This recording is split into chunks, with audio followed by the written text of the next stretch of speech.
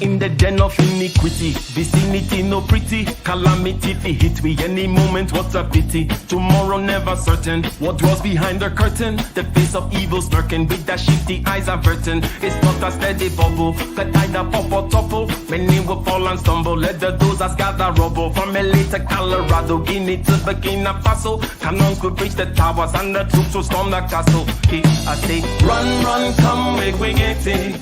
Because the peace that is bestowed upon the meek is overrated. So run, come, make me get it. Calling all your daughters and your sons, we come forget it. I say, run, come, make me get it. Because the peace that is bestowed upon the meek is overrated. Lord, run, come, make me get it. Calling all your daughters and your sons, we come forget it. With the rubble steady rising, and hearts are compromising. Conditions here are stifling, making evil appetizing. The fists are steady forming, and countenance is falling. Defenses are withdrawing, possibilities are falling. In these your circumstances, evil will make advances. Pick up your sword and lances, and be sure to take your stances. Victory is never promised, the battle is upon us. Gather the brave and honest, and the righteous in your corners.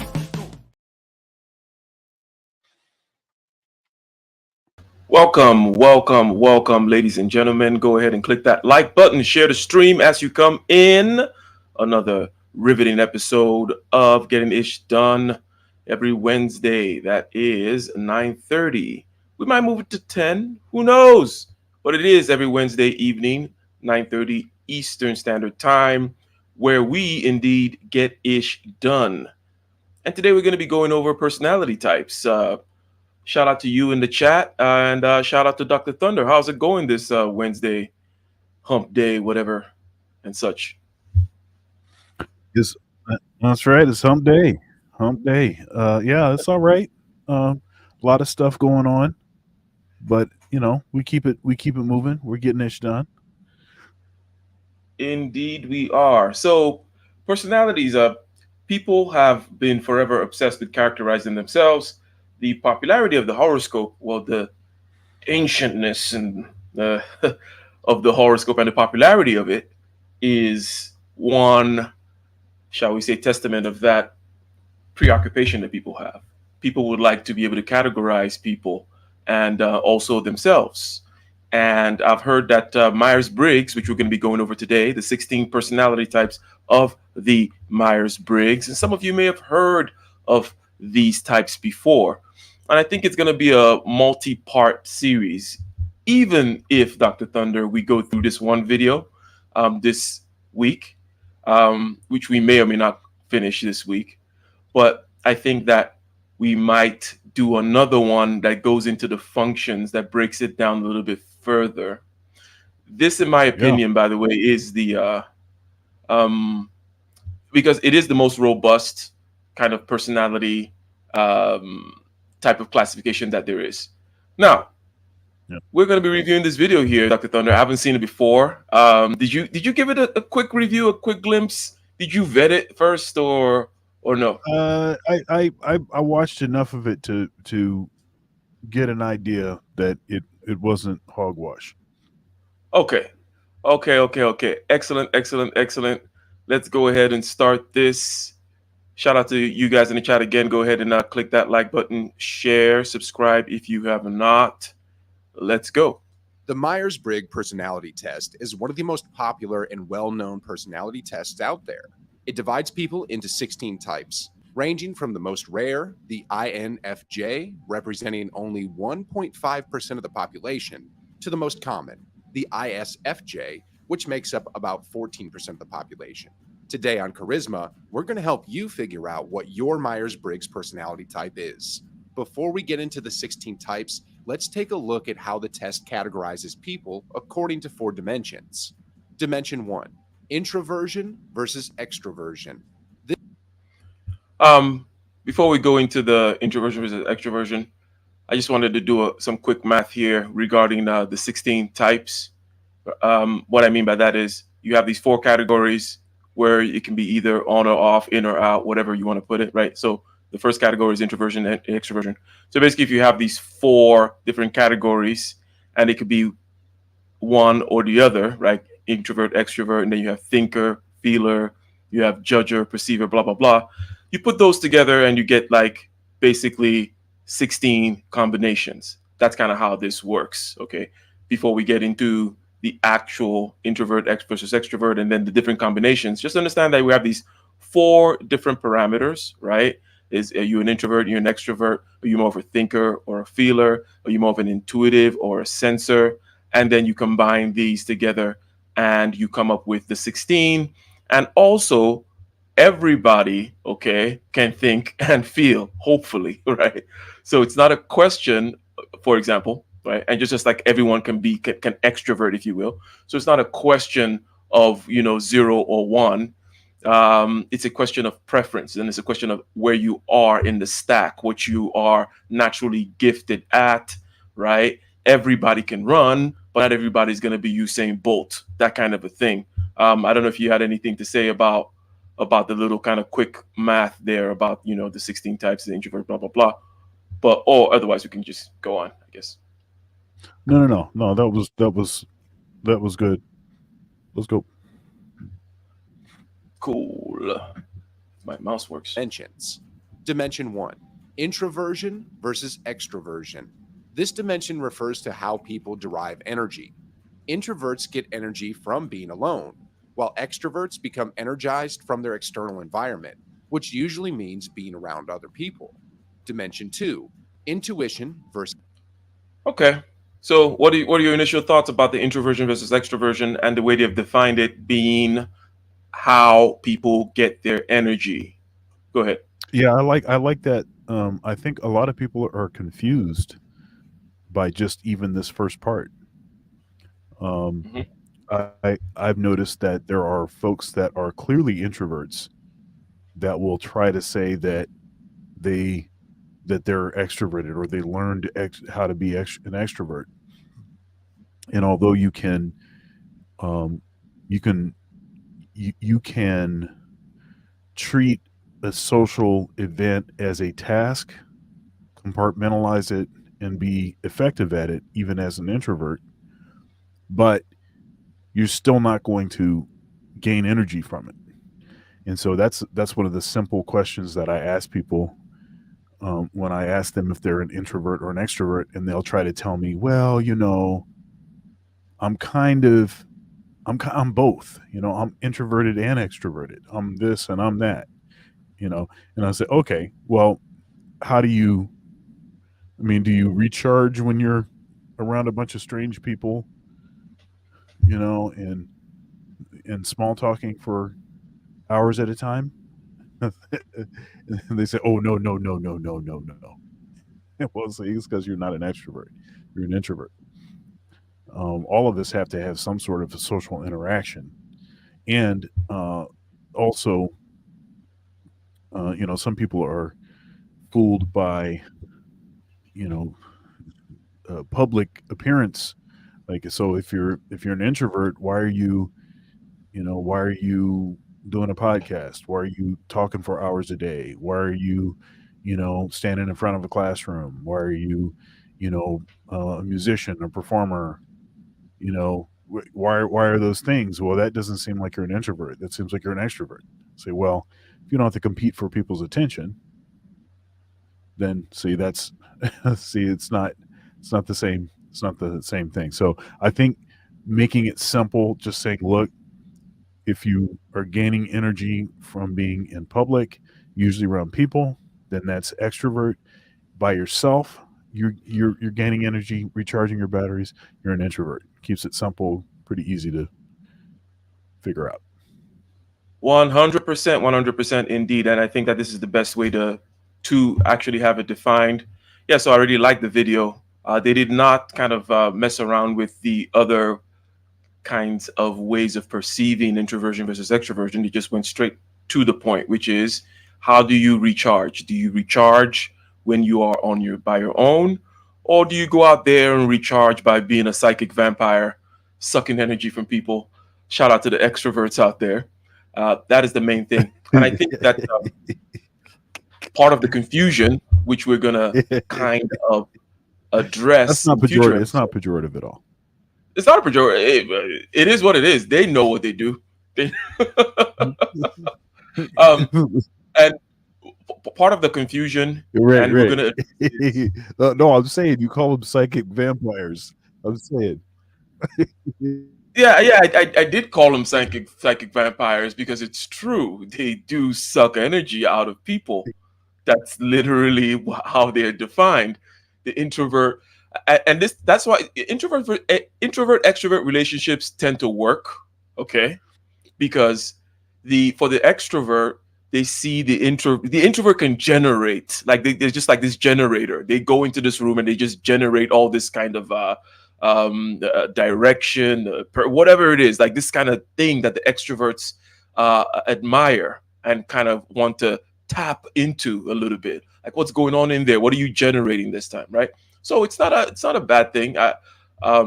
But anyways, part of the confusion that you were talking about, right? People thinking, maybe I'm an introvert, maybe I'm an extrovert, I'm an introvert sometimes, blah blah blah. Part of that has to do with some other things about the functions, which we will dive into in future videos. Because if you're somebody that's into FE, like the feelings of group harmony and social type stuff, that kind of a feeler, you are likely to start thinking that you are an extrovert because you kind of care a lot more than some other people about the social environment and social interaction and social harmony, making sure that the flow is going on and such. So you might think that but anyways, we'll get into that aspect.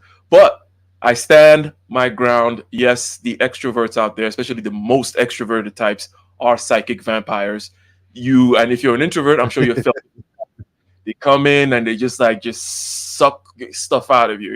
Your energy, everything is just gone. You're just like, oh my God, leave me alone. I got to go sleep for about a week. But anyways, shout out to you in the chat. Shout out to Eisen. Shout out to Juju. Shout out to Narratives, Kwafe, Nino, or Kwafu, something. To 4 dimensions. Dimension 1, introversion versus extroversion. This dimension refers to how people derive energy. Introverts get energy from being alone, while extroverts become energized from their external environment, which usually means being around other people. Dimension 2, intuition versus sensing. This looks at how people view the world around them. Those with intuition are imaginative and focus on ideas and abstract concepts. Those with sensing pay more attention to logic, facts, and practicality. Dimension 3. Okay. This one is a tough one to dissect. And it's also a tough one when it comes to self-reporting. I'll say these two things and then I want to see what you have to say, Dr. Thunder. Okay. So it's a tough one to dissect because it has to do with a perception, right? How you perceive things. Okay. And that becomes a complicated concept for people whom are not particularly into concepts, right? So it's hard to kind of describe the difference between someone whom intuits, right? Whom perceives conceptually, whom perceives pattern wise, as opposed to perceiving the particular brick in front of them.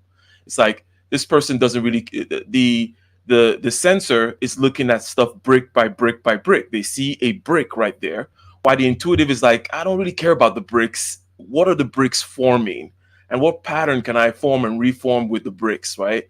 The intuitive will not will not notice as much certain types of things. But anyways, the other aspect of why it's confusing is because it seems as though to most people that intuition is more cool. So people want to self-report because it's creative and all this kind of things, right? So a lot of people would self-report as intuitive when they're not. right? Because they want to, I'm cool, I'm creative, I'm kind of blah blah blah.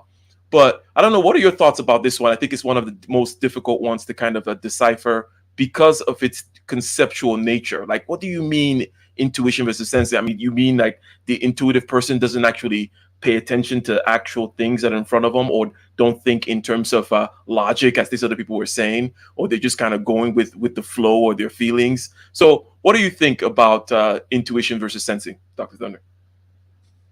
Yeah, this is yeah, this is a you know, you can see how those would be perhaps a little challenging to judge between. Um, I'm an intuitive, and I think part of the way that I know that I don't necessarily need to have my hands on something, um, but I'm thinking, but I'm sort of conceptualizing and sort of planning out all of these possible paths, sort of uh, even before I'm sort of interacting directly with something, right? Um, the uh, a sensory thing where it's more. I mean, I'm tactile also, but I'm not. But that's not really how I'm judging, or that's not really how um, that's not how I'm deciding, or like I by the time I touch something, I already kind of know what I'm doing. I don't know if that I don't know if that's clear, if that helps. Yeah. So perhaps you would say that's not how you're actually perceiving, that you're actually tactile, but when you perceive things in your mind. For example, right? For example, um, and for several reasons, now I'm intuitive, number one, but due to certain factors, I had have to really develop my intuition. One of the factors is that I'm almost freaking practically blind, right? So my intuition from a long time had to be really well trained. How do you learn math when you can't see the blackboard, for example, right? I had to kind of really learn conceptual space very well, understanding what's behind the symbols very well. So sometimes when I look at an object, right, I literally see something that's not there, right, because I have these patterns already stored in my head, right, and then I'm like, oh, it's a house. It's not a guy with a brown shirt riding a car, blah blah blah. So I catch that happening where I just kind of have these kind of patterns and things, blah blah blah. And this also goes. Well, let me not get too complex. Let me not get too complex. But what you're saying makes sense. You already have a sense of the pattern and a sense of the concept before you even start moving into that space and getting tactile. The information was there before you touched the thing. You have a a deep imagination, and vivid imagination also is another way of kind of saying it. Does that track with you? Do you have a vivid imagination Yes. in conceptual space? Y- Yeah, that definitely tracks. And you know, I'm a musician, and in particular, I'm an improviser.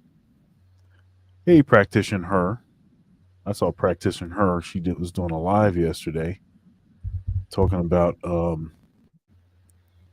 Why don't you write something in the chat about the device that you were saying something about, that you were testing water or uh, something? Yeah, what? Well, okay. It must be fun if it's yeah, practitioner talking about some device. It's got to be fun. yeah. So it was pretty interesting. But anyhow, what was I saying? So I'm a musician, and in particular, I'm an improviser. And I was actually having a conversation with one of my students. Oh, when was this? It's probably yesterday. And was just talking about, no, it was today. He was asking me about how I memorize chord changes. So chord changes are, um, okay, I could get real deep. I'm going to try to stay on the surface.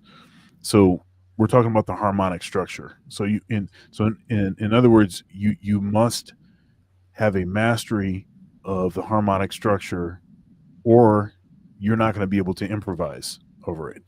You're not just I'm not just playing stuff that doesn't relate to the chord structure. I'm improvising, having a deep knowledge of all of the nuance associated with all of the harmonic movement and rhythmic movement and complexity in a particular song, right? And the way that different people access that level of um, knowledge or security, whatever you want to say, so that they can improvise. There's a variety of different ways that people do that. Now, I already sort of know what it sounds like before I'm playing. I'm audiating. That is uh, the ability to actually hear something in your imagination. Like I'm like I can hear the music in my head before anything is sounding, right? Um, and so, and then the rest of it is repetition, right? So, some folks may, and then you have a combination of oral learners and visual learners, right? Now, I'm going to qualify this because I'm going to get more specific about this, because an oral learner, someone that is better at oral learning, if you have your sight and your hearing, then you're going to be some combination of both of those, right? So, but somebody that classifies themselves as more of an oral learner, they're going to lean harder towards the oral side. And someone that's more of a visual learner, they're going to lean more towards the visual side. I'm more of an oral learner. And that's actually an advantage. It's an advantage over someone that leans hard towards visual learning. And this is why. It facilitates piggybacking. It means that if I'm doing something else like working out or driving, I can be listening to stuff, and the stuff that I hear I retain pretty quickly, so that can be sort of an advantage. But of course, I'm also somewhat of a visual learner. Now, some of my students are more visual, right? They're more visual, and so I'll give them some visual aids as a method to sort of interface with the chord changes that they're trying to improvise over, or they're trying to memorize. But for me, although the visual stuff is cool, and I know what the visual cue sounds like, right? So I can see something on paper, and because I can audiate, I already know what it sounds like before I start playing. And I'll talk to my students about, you want to know what the sound is before you play, as opposed to using the instrument as a pitch generator. No, you want to use the instrument to amplify the pitch. So, right, so you already know what the pitch is, and the instrument is amplifying the pitch, right? So this is so in this context, it's definitely I'm definitely more intuitive, right? But I'm doing something that is tactile. The instrument, I have an embouchure, it's vibrating. I'm using my diaphragmatic strength, a lung, the air of my lungs, my fingers. There's patterns and muscle memory associated with it. So there's a tactile feature, but all of that stuff clearly was controlled by something prior. People aren't necessarily that way, though. Sometimes they'll touch something, and that's actually the stimulus, and then they'll start learning that way. But that's not really the way that I approach. Indeed, ladies and gentlemen. And as you come in, make sure you're clicking that like button. And shout out to Kaizo for dropping the that, my friend, is $10 or thereabouts. Shout out to you. Yeah, I recognize the color. I'll Give me give give us an I'll give you exact on the Dusty Kenyon shilling You gotta, the shilling does not vary as much. You might have noticed, Dr. Thunder, in terms of like it seems to keep that around 10 to 1 with the Six dollar. $6 and 82 cents. Oh damn, it's dropping. What's going on in Kenya, Kaido? You guys are Nigerianizing. $6.82. You're justifying your currency. What's going on? Yeah, I don't know what's going on, man. So my Kenyan shillings is out here not doing what it's supposed to be doing. It's crazy. It's not doing- the shilling ain't shilling. So Oh, Uh-oh. Kaizo, so far we've gone through obviously introvert extrovert with the energy thing, and now we're intuition versus sensing. I just wanted to say, for people whom, we're on YouTube, right? We're on YouTube, and we're in panel land on YouTube, right? In these YouTube spaces where people come on panels and people kind of display their mental attributes on a panel. Okay, so there are ways of spotting a sensor versus an intuitive. One way, which is going to sound like I'm biased, is that an intuitive rarely misses the point, and I'm sure you know what I mean, Dr. Thunder, right? Because they're thinking conceptually, they can kind of find a foundation as to, okay, this is the land we're speaking about, right? Because again, like the sensor looks brick by brick by brick, they might not know. They're like, oh, they might miss the brick in the Taj Mahal with some of the brick that's supposed to be in the Empire State Building. But intuitive is looking at the building, and they're like, okay, we're in the Empire State Building. We're in this particular conceptual field here. This is the thing that we're talking about.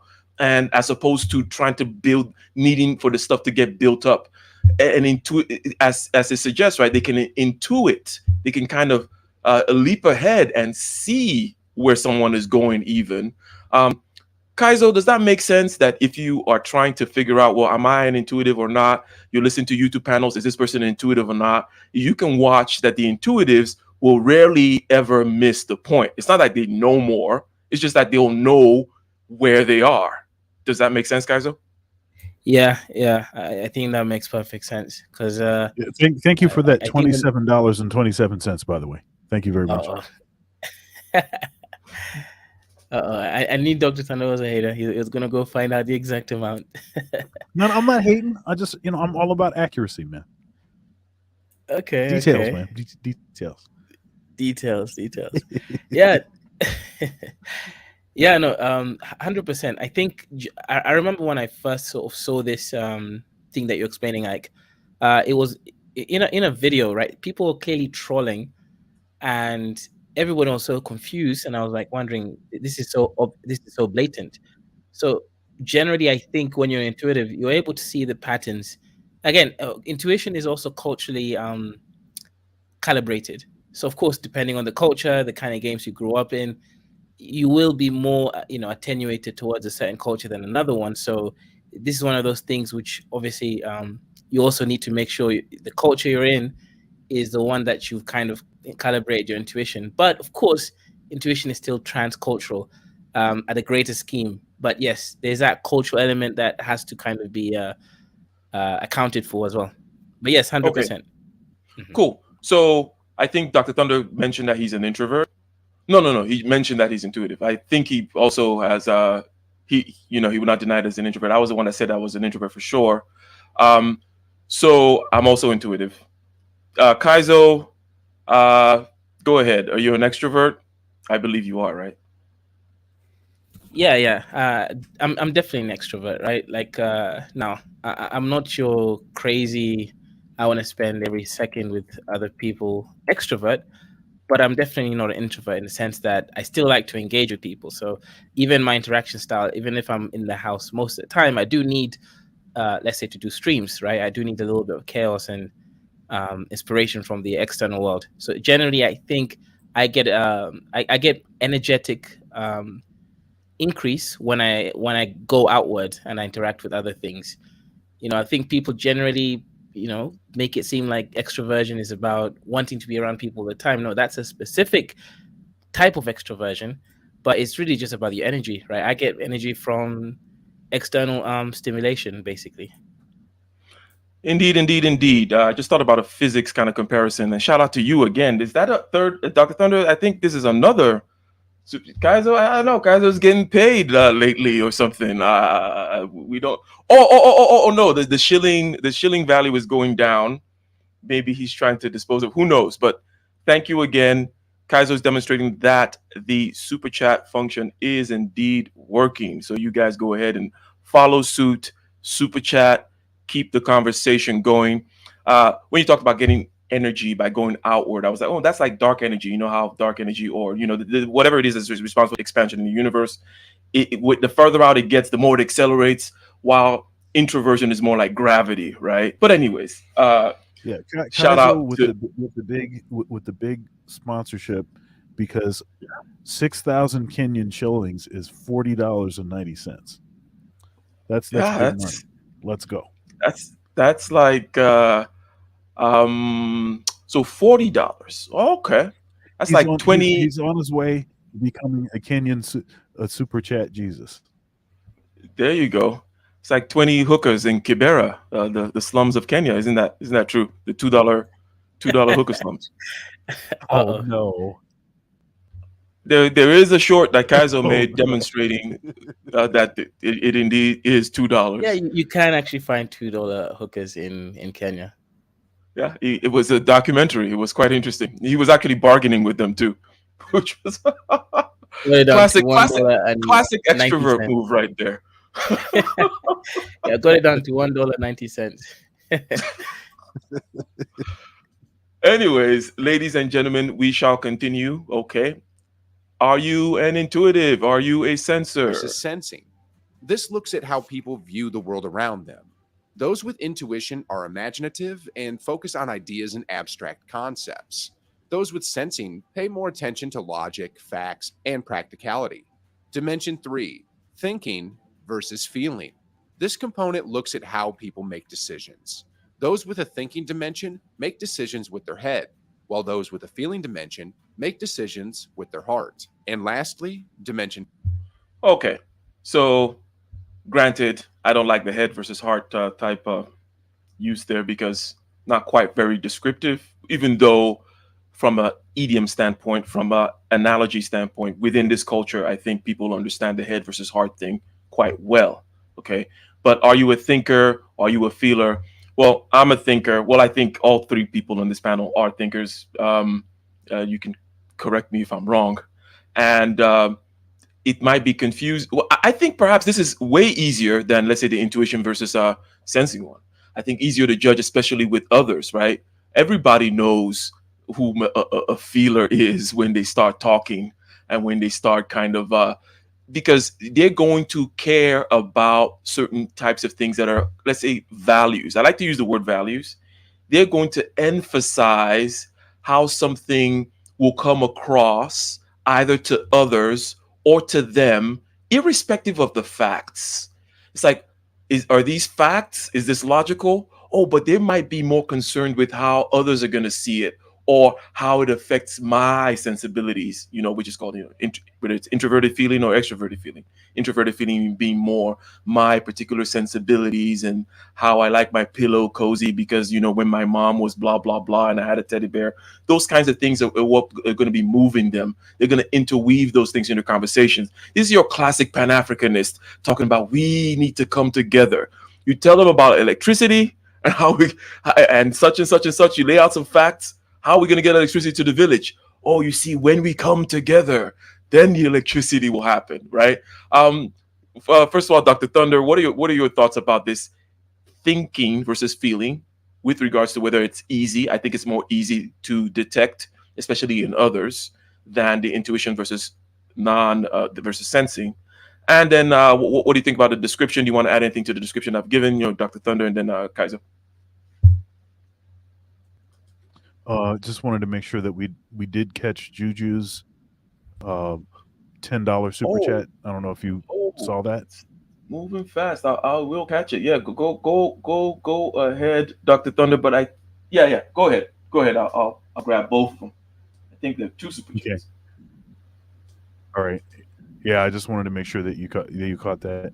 But yeah, thinking versus feeling is a pretty straightforward um, a thing.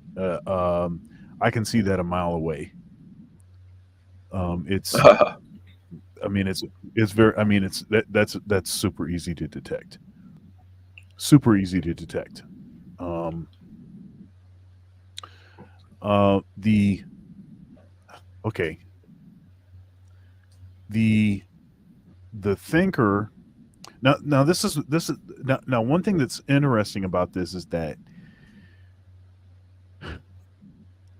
so I'm an intuitive, which means that in one manner of speaking, I like to feel my way around, right? Mhm.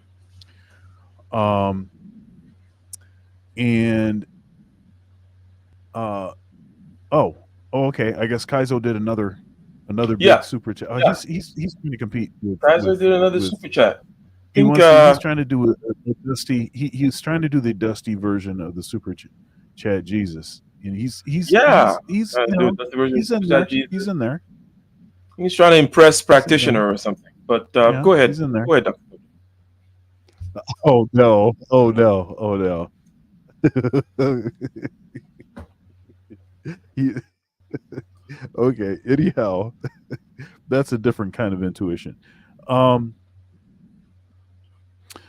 but so I like so as an intuitive, I like to sort of start doing stuff and then I'm making adjustments as I go. But that's not the same as but I'm not really using my uh senses or whatever to make the calibrations. I'm calibrating like it's a real cerebral actually process. It's like I'm processing what's going on in the stimulus, right? The feedback, and then I'm making adjustments as I'm going. And so I suppose it could be a little bit confusing for me to describe myself that way, but then also to say that I'm a thinker from one perspective. But as far as thinker versus feeler, that seems to be easy for me to tell the difference between Hmm. those. Does that make sense? Yeah. I definitely know that intuition, and again, that's why in the subsequent videos we're going to get into the functions. But the way intuition works is more akin to feeling than thinking, because it's not indeed a rational kind of a process, because it's based on a prior mapping let me not get too deep into it, right? It's a prior mapping of certain patterns, right? And you kind of see things like a flash of lightning, like, okay, I know how this thing is gonna go, and you typically right most of the time, right? And you just kind of go with it. You didn't sit there and calculate. If somebody were to ask you to tell you, well, how did you calculate that? Then you would have to stop and then calculate. Okay, so intuition definitely is akin to feeling, but it's very different from this thinking versus feeling dimension. If I may add one thing regarding YouTube again before I go to Kaizo, see what you have to say about this thinking versus feeling thing. And ladies and gentlemen, the point of this is to kind of understand where you fall. Okay, there's 16 personality types. There are four of these dichotomies. Okay, introvert, extrovert, intuitive, sensor, thinker, feeler. Okay, and when you have four dichotomies, you combine them together, you get up 16 personalities, right? So you're on YouTube and you're listening to panels all day. You know who the feelers are and you know who the thinkers are. Okay. When Ike hops into the panel and just tells it like it is and doesn't really give a crap who thinks whatever, and these are the facts. Okay, Nigerians are dusty and they need to stop complaining about South Africans complaining about them or something like that. And these are just the facts. Okay, and you can't wag your fingers at South Africans telling them to focus. No, South Africans are going to focus on what they need to focus on. That's a thinker mode, right? And then the people who go, oh no, but this is not right. The South Africans can't do this and blah, blah, blah. Those are feelers, okay? But anyways, Kaiser, what are your thoughts? Yeah, 100%, 100%. Like, okay, so okay, so let me come back here. For example, I remember if you guys when I first came into space as Mr. Arjun, I remember one thing that I made sure is that I said things as they were, right? I told these guys, hey, listen, all you are is trying to build a system of men that just want to cry and have support. And they all fought me, right? The reality is, if they were real men, they could have said, you know what, Kaiser, you're right, and there's nothing wrong with that. This is a space for our emotional regulation. But no, they fought me. The same thing that happened today on my stream about the Nigerians versus South Africans. The Nigerians couldn't just accept that, yes, sometimes they sell drugs. And the South Africans couldn't accept that, yes, they do kill Nigerians, right? So that's the feeler energy coming out that doesn't, that feels like if they just accept a reality somehow, it's going to destroy the whole world, right? Because they're not looking at the reality, they're looking at the social implications and how that's going to affect them. Again, that's what they think, right? And by the way, thinkers do feel. It's just that we are more comfortable doing what I call emotional violence to ourselves, right?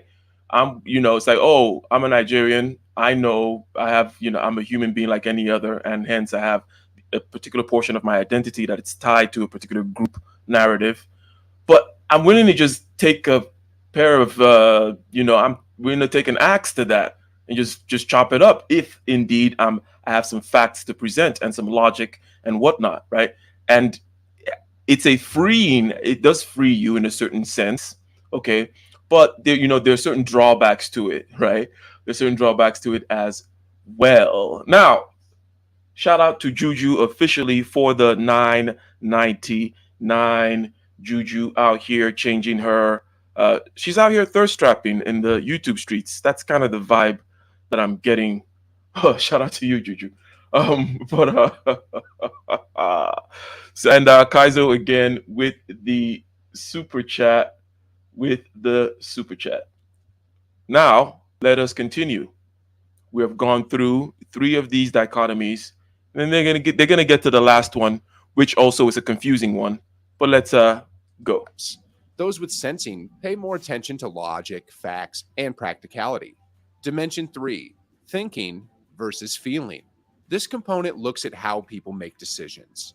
Those with a thinking dimension make decisions with their head, while those with a feeling dimension make decisions with their heart. And lastly, Dimension 4, judging versus perceiving.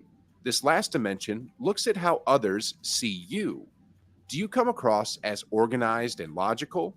If so, you might have a judging quality. If people see you as being spontaneous and flexible, you might be categorized as perceiving. Now that you have an overview of each category, let's Okay. So for those of you whom also a YouTube kind of example, and this is a very, very, very niche example, maybe 3 people will get this, but you want to know perceiver versus judger, that's Kaizo versus Ike, okay? Ike is going to come across to others, and I like the way they say the way others see you, as more firm on his stances on certain on things, maybe even a little harsh, more harsh, more I don't even know how to, as they say, kind of organized and such, right? As opposed to more of a scattered, I am searching the landscape, constantly opening new files, right? Is another kind of analogy. Yeah, I like you mean backbone versus a lily livered? something like that. Yeah, something like that. Masculine frame. Do that. Masculine frame versus chimpanzee. Hey, my frame works well, man. If I need to get a woman, I'm Muslim again. If not, then I'm Christian. Right? If your backbone is too strong, man, like what's gonna happen when you grow? You're gonna have to, grow with your invertebrates the right direction. So, 100%. Yeah, and the Muslim thing is also a perfect example. And by the way, and thanks for this. Keep the super chats coming, Kaizo. Keep the super chats coming. You other Dusties out there, hey, Eisen, where the super chat at? Right? I mean, come on, drop something in the bucket. I see you. We appreciate you. But yes, I like to talk about opening files and closing files. I'm the type of person where, number one, I'm intuitive. I may have already seen what's in the file. I may have never opened it, but I've already decided, and I will never look at it again. Kaizo is the kind of person that open a file, read it through, come to a conclusion. But next week, due to he's out there extroverting and doing some kind of interaction, somebody says, hey, blah, blah, blah, file something. And he actually opens it, looks at it again, as though he doesn't know what's in the file already, okay? And wastes time from the perspective of a judger, right? These perceivers waste a lot of time looking at crap they already saw before. But anyways, Dr. Thunder, what are your comments about this one? It's not a very easy one. Okay, so thinker versus feeler has been the easiest so far, but this aspect of are you a perceiver or a, shall we say, judger, having to do with how other people see you, I think is a good way to measure it. Given the example of someone who is more firm and has made a decision and the case is closed. Shout out, case closed Sunday 4 p.m. Okay, that's Eastern time. Okay, uh, Mm. the case is closed versus someone who's always willing to kind of review the case. Let's review it one more time. They end up in the same place every time, but they just want to review again. Anyways, Dr. Thunder, go ahead. Yeah, this is oh man. I I may want to say that it depends on what it is. Uh so if it's something like core principles, then I'm more firm. If it's something more like um perspective on politics, um I mean, even for the fact, because I didn't grow up Orthodox. Going through that transition and being willing to interface with the information, and often I was coming to similar conclusions and was still going through the exercise, but obviously I reached different conclusions as I um, i- interface with more information. But I wonder if that truly is me being flexible, or is it more I came into I interfaced with information that I had not encountered prior, and had I interfaced with that information prior, I would have come to certain conclusions, and it may be the case that I won't be particularly flexible. That I Now that I have interfaced with you know um, information that's caused me to change uh, my worldview somewhat. Uh, I was thinking about this too. Like sometimes my dad would say frequently. He said, "Similar information, similar intellect, similar conclusions." Right. So if you have the same information and you have the same capacity to process the information, it it's likely that you'll reach similar conclusions.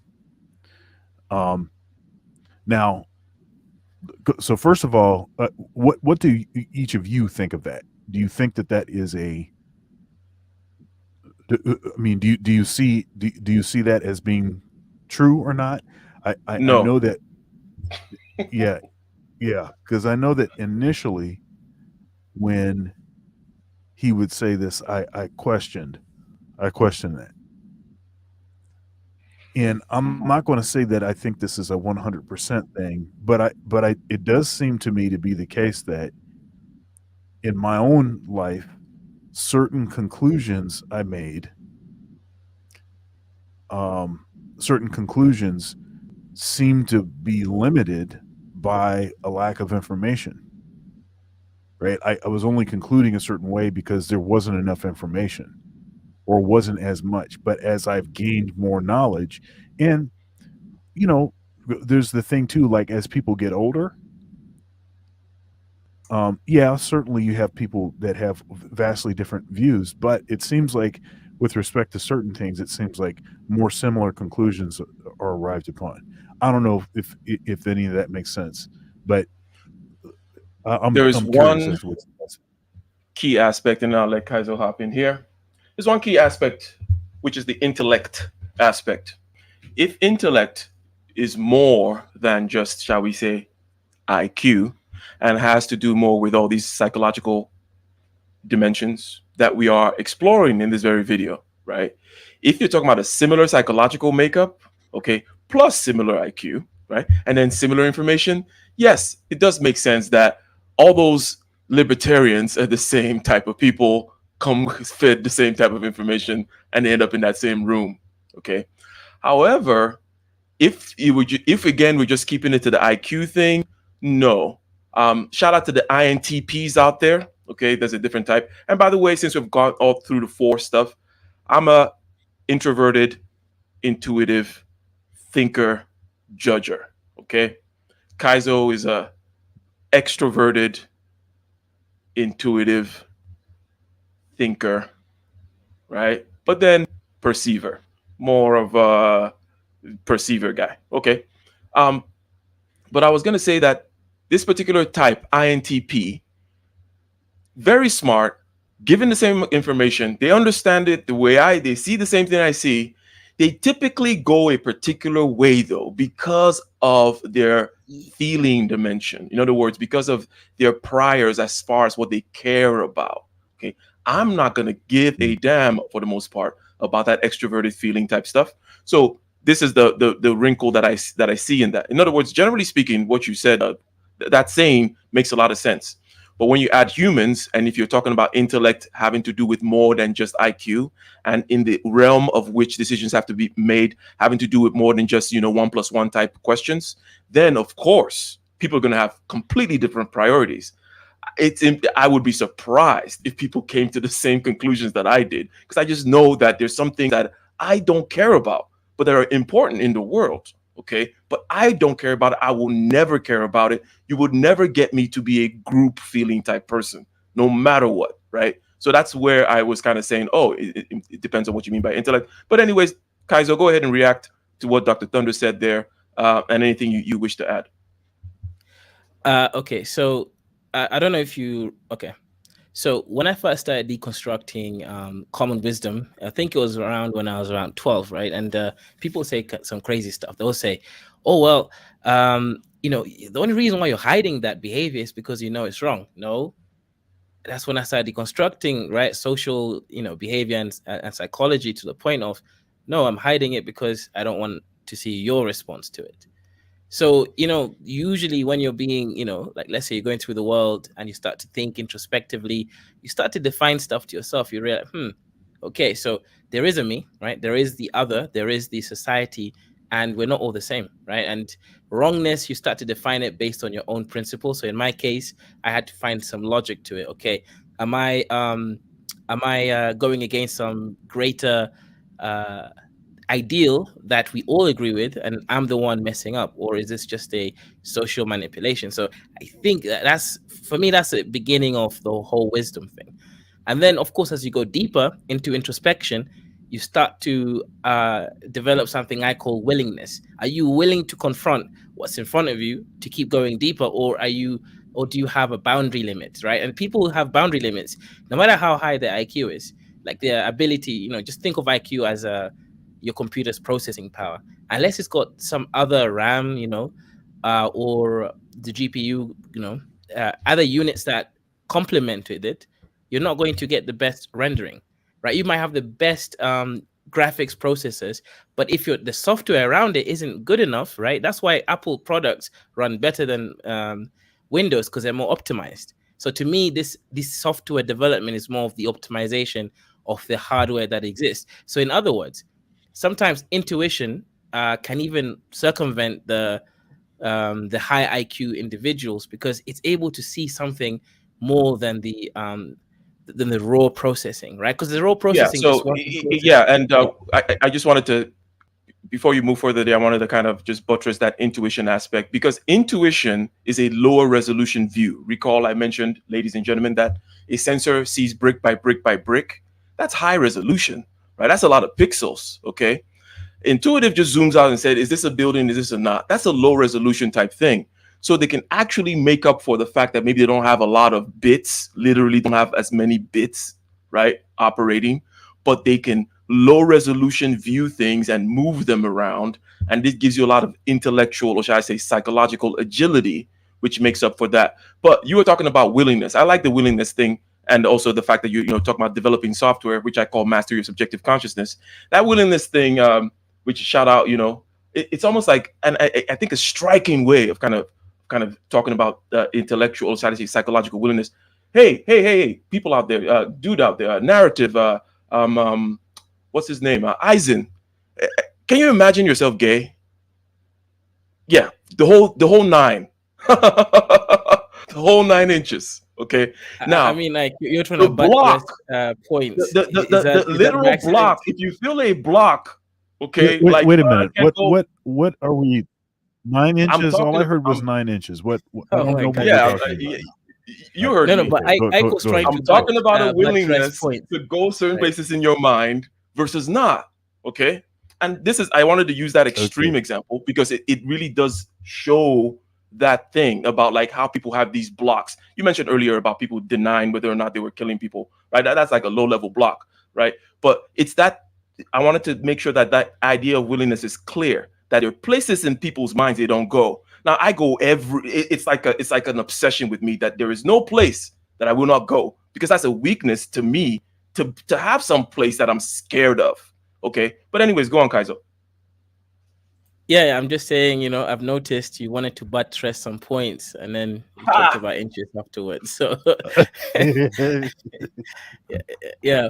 But yeah. So in general, right? I think that's when I started to kind of develop something that other people may not have had, right? Because when you're willing to go deep into the unknown, right, you're gonna be able to go and hunt animals that everyone else can't hunt, and then you're gonna have experience with it. So when those animals do finally come, and guess what, they will come because the world is big.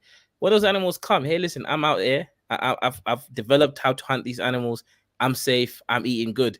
Everybody else is out there struggling, right? Having psychological impairment, right? This is a simple example why, let's say, uh, I didn't suffer through so-called racism compared to my friends because my friends were out there being so socially integrated, and I was just out there analyzing the whole process. Like, okay, so yeah, stuff like that, right? And in this case, in my specific example, the reason why I did my PhD was simple, so that I could troll without repercussions. That's it, right? I literally, wrote it down, right? I did my PhD so I can be the smartest fool in the room, and I can get away with it.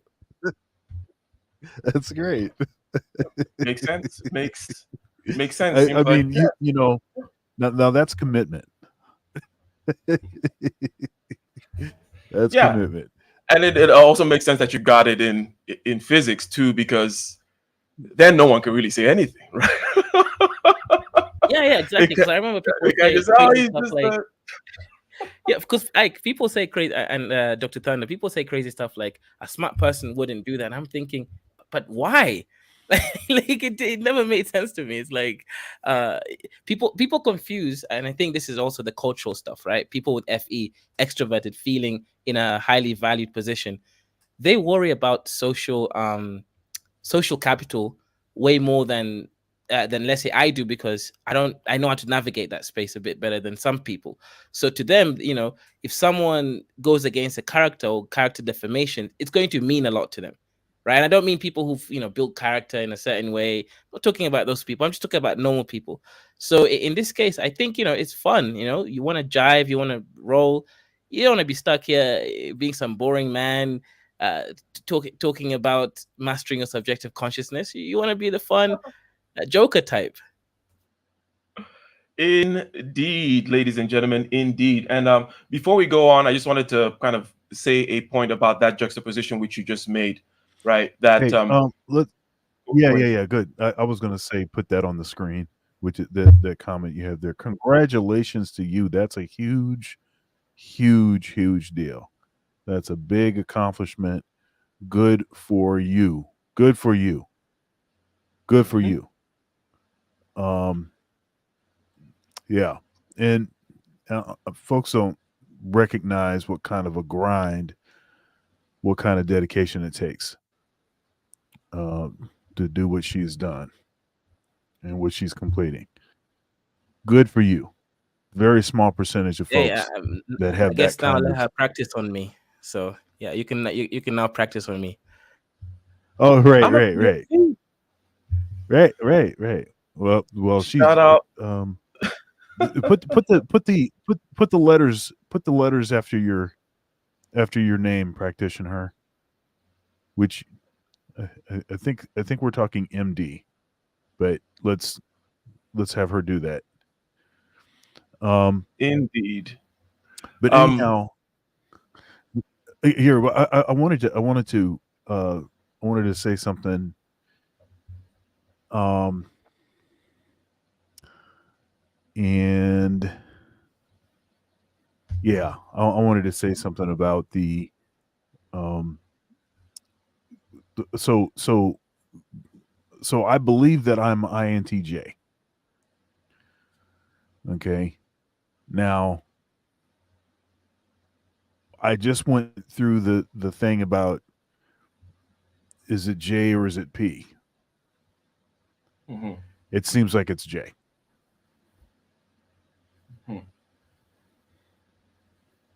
mhm. You So know, I see more of a penis. What do you think? But Penis. what do you think? Yeah. Based on what I've said, what do you think? Do you think it's I see more of do a you think it's penis. J or P? Like, yeah, I see more of an INT penis in you. I think that's a little bit more pronounced. Because, okay, I'll say it this way: you're more logical than Ike, right? Ike is more of a just do stuff.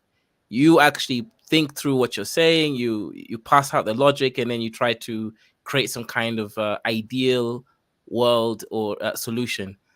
Meanwhile, Ike is more of a hey, let me just make some money. You actually value like a model. So if I've had your shows, you usually start with an actual model, like a framework to your point of view. But and in case of, let's say, as you grow older and more mature, I think generally everyone goes towards Janus.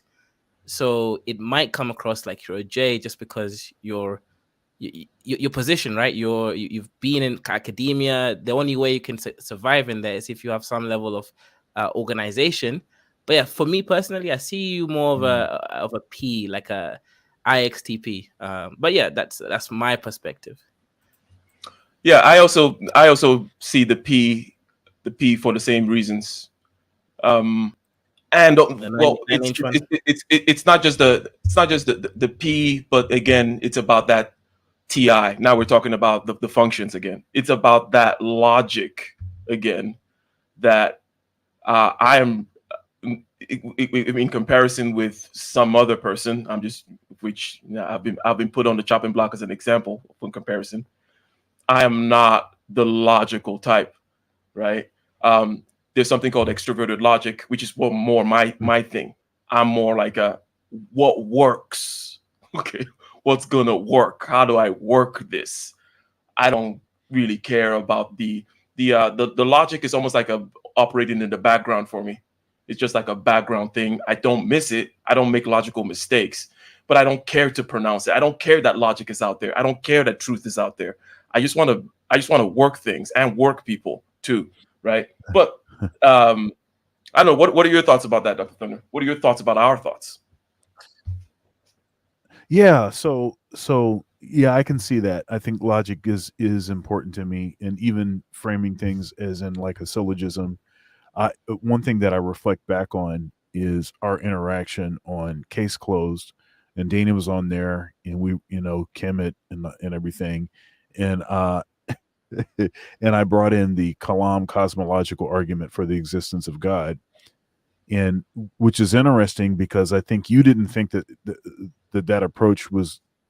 But I think you had some doubts about if that approach was going to be any way impactful with Dana and Mhm. perhaps with folks in the chat or whatever.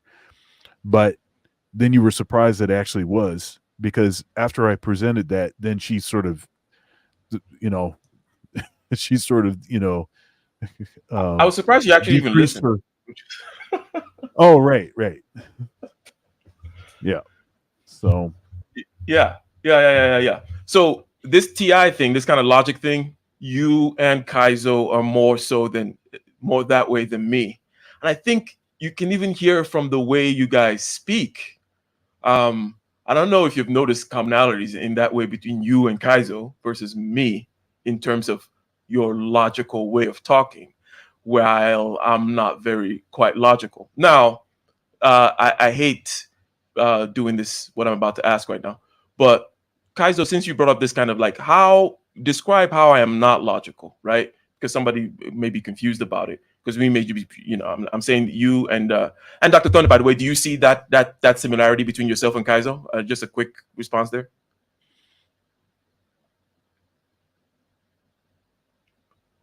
Oops, have I? Yeah, I mean, I think I can see some of that. I mean, I'm not a Dusty Kenyon, but yeah. Yeah, because I think Dr. Sandra, you're seeing the order in you, which is more than me, and I think that's maybe what you're resonating more with the Ike type. But yeah, in general, Ike doesn't value principles as much as getting shit done. I think that's the main difference. He sees the logic, He and is he still Nigerian. operates within. Oh yeah, exactly.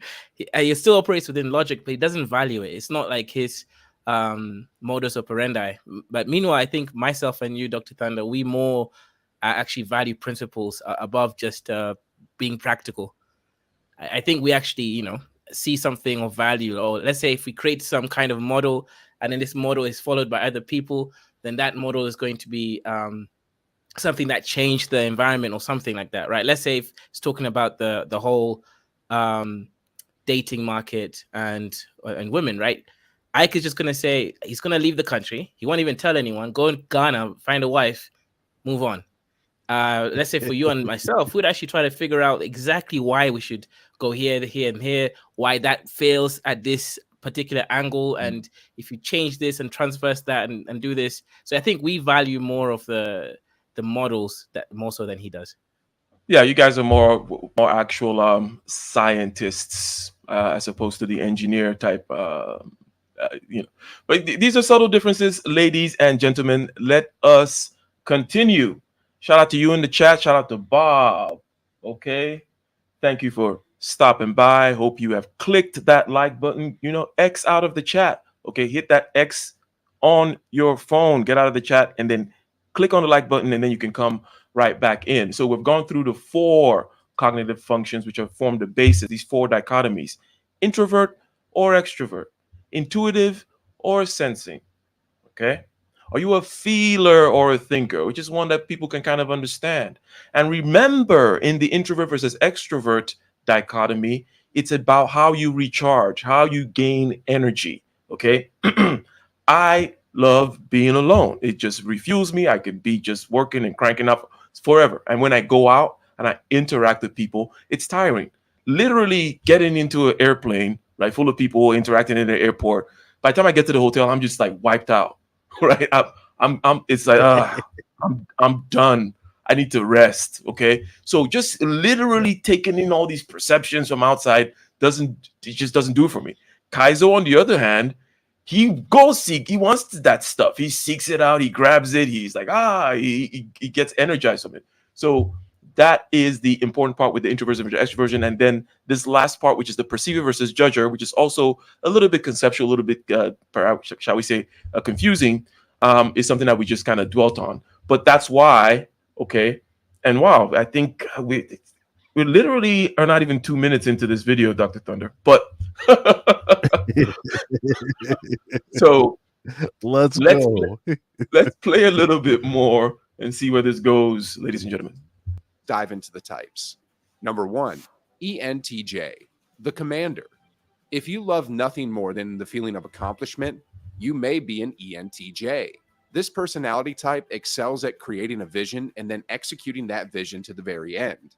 Because of this, ENTJs are often known for their ability to accomplish anything they put their mind to.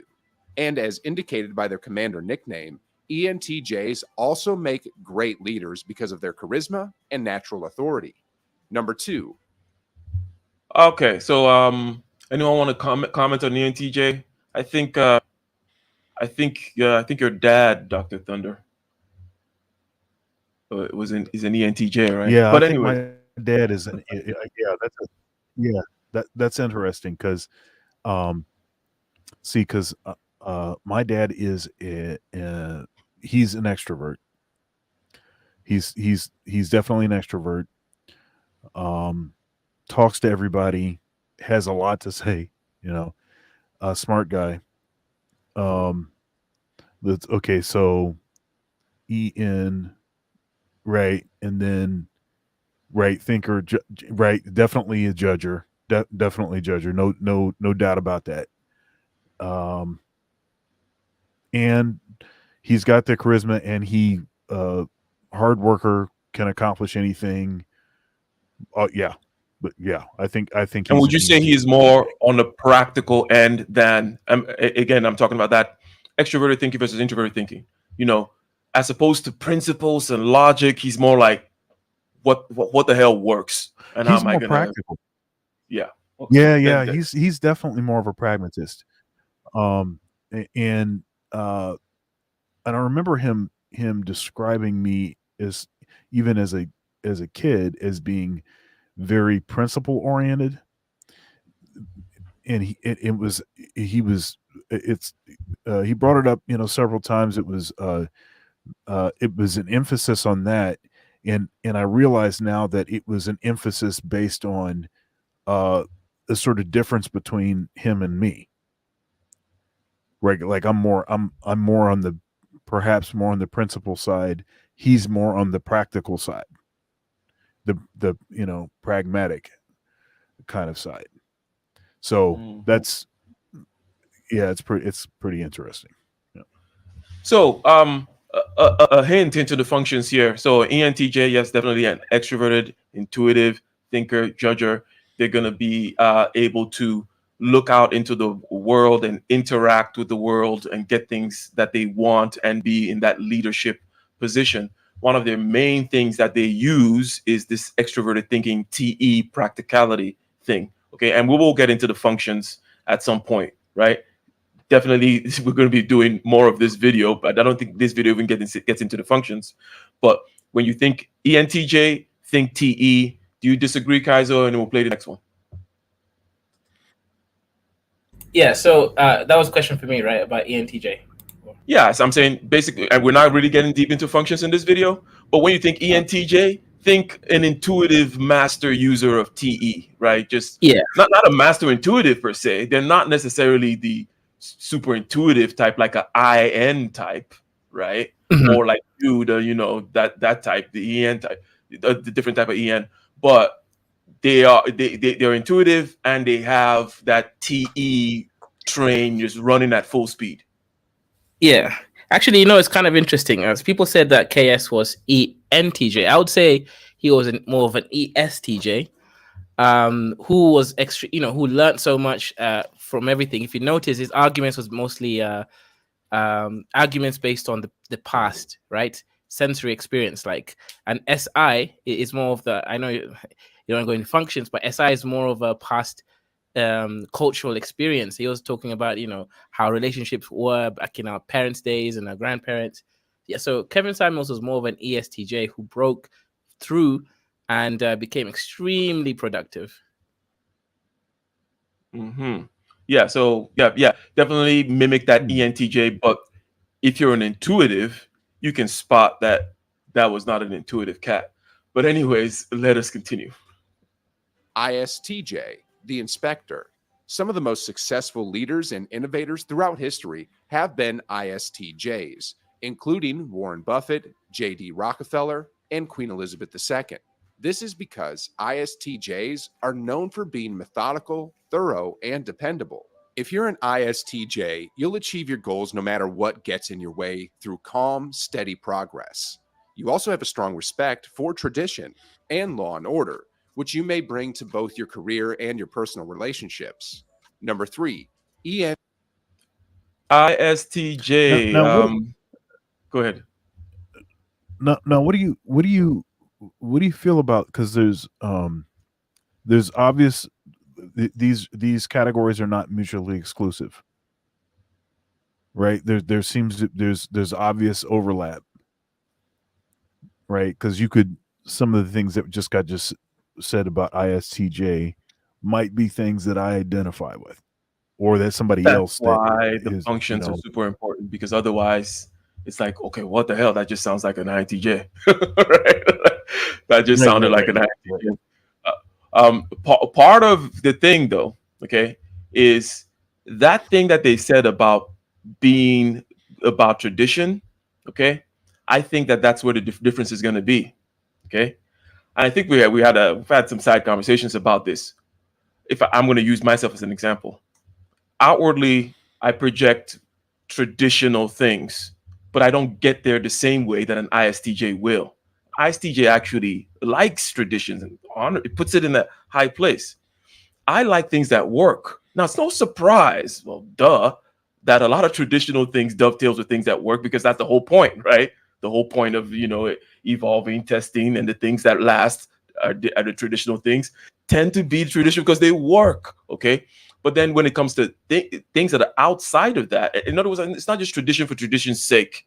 For me, for example, for more of an intuitive person, but for someone like a ISTJ, which is the SI thing, which Dr. Kaizo, I hate calling him a doctor, was talking about earlier, is about that past and that it's a very different approach towards tradition. But I 100% agree with you that just going through the types like this without looking at their functions is gonna be kind of confusing. I hope that makes sense.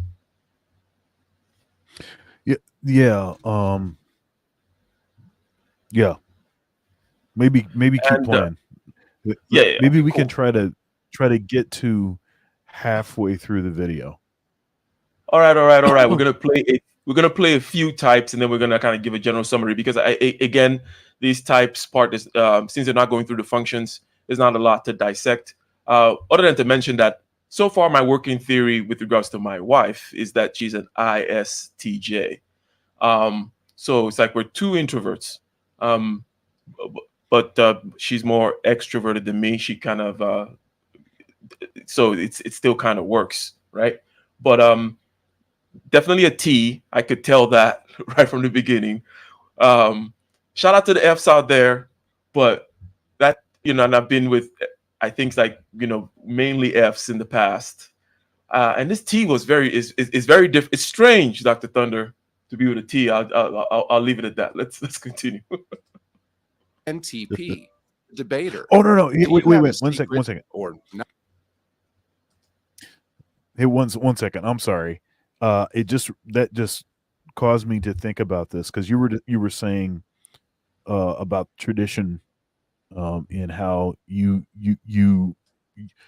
orient towards traditional things, but you get there differently, right? Um, and I do also, and I have described myself as being a traditionalist, but I'm not a traditionalist. And remember, we got in this discussion one time, probably on a Getting Ish Done, when we were talking about, and I was sort of talking about my wife, and I think on the surface, I think it seems as though she's more of the progressive, right? As far as being more into more kind of modernity, aspects of modernity, and even like her uh, taste in art, like more contemporary kind of stuff. And I tend to side with more traditional things. Like I like wood, you know. She likes more like metal kind of stuff, like uh, as far as like that more kind of modern kind of decor kind of thing. Uh, and but actually, if you peel back a few layers, she's really more of the traditionalist. I just happen to I think to other people I just happen to look like I'm a traditionalist. And I even have described myself as being a traditionalist, but I'm not.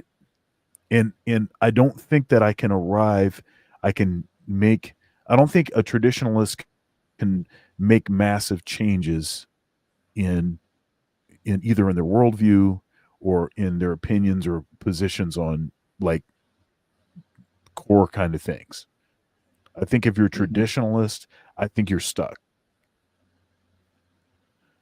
More or You less, know, yeah. So so that's that SI thing with the ISTJ, and yes, you're 100% correct. And I'm peeling back the layer that you described has to do with going into your mind, right?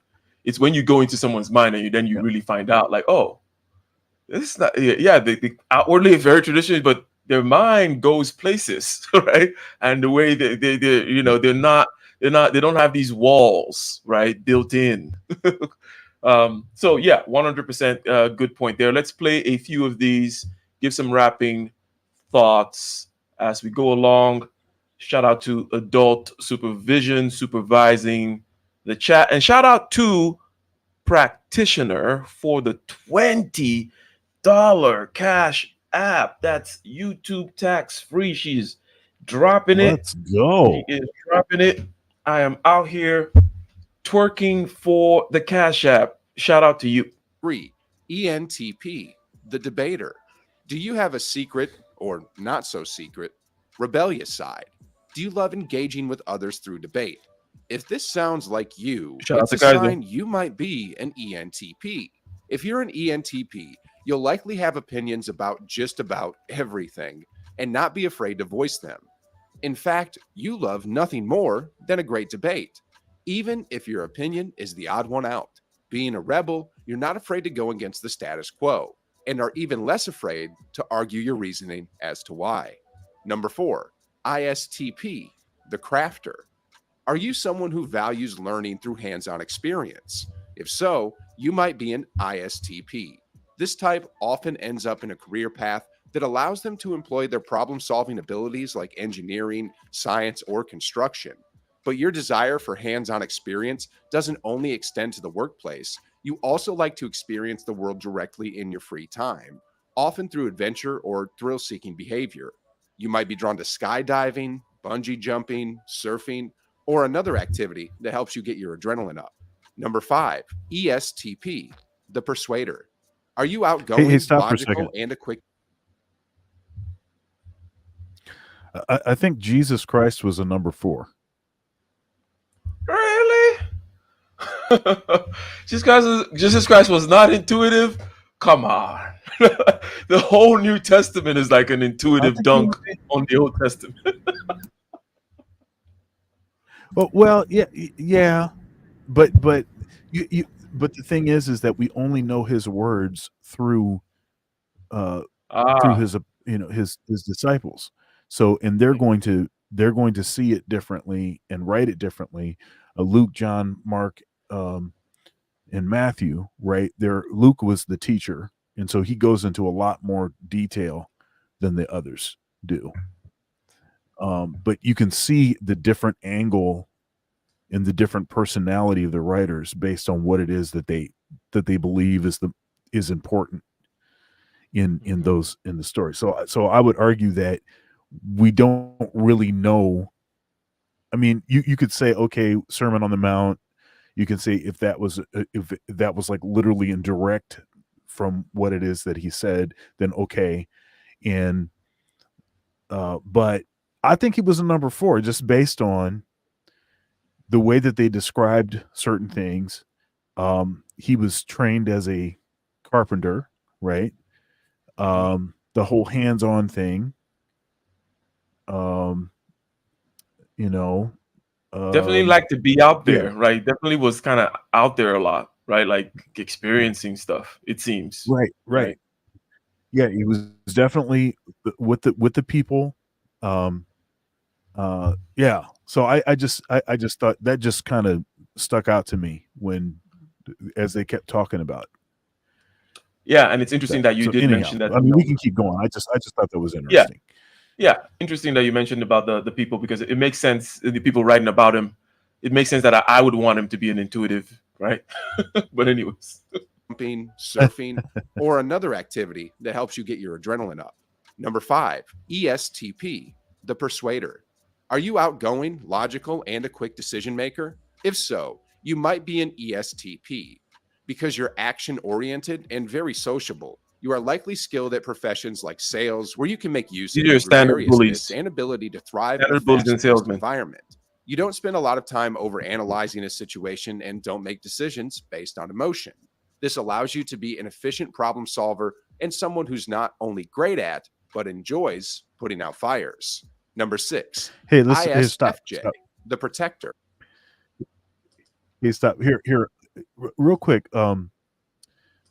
Practitioner, put her question. She just put a comment. Let's talk about this. This is a good question. So now, outside of just being, accurate, like obviously understood is the would be the probably would be the priority if you were just being just straight logical and pragmatic and all that. But if we're honest, which is most important for each of us? I'm interested. Okay, so you're asking the What do you question think? you haven't answered yet, or do you want to answer first? I haven't answered yet. I haven't really answered yet. I'm not sure how I want to answer. Okay. But what do you think? Okay.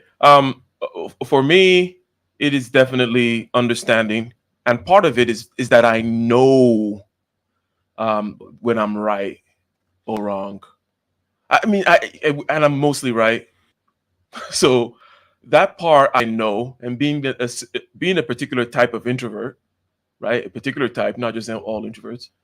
I don't really care about whether you know I'm right or not. I already assume that most people cannot occupy the mental space that I'm occupying. And it doesn't matter to Mm. me.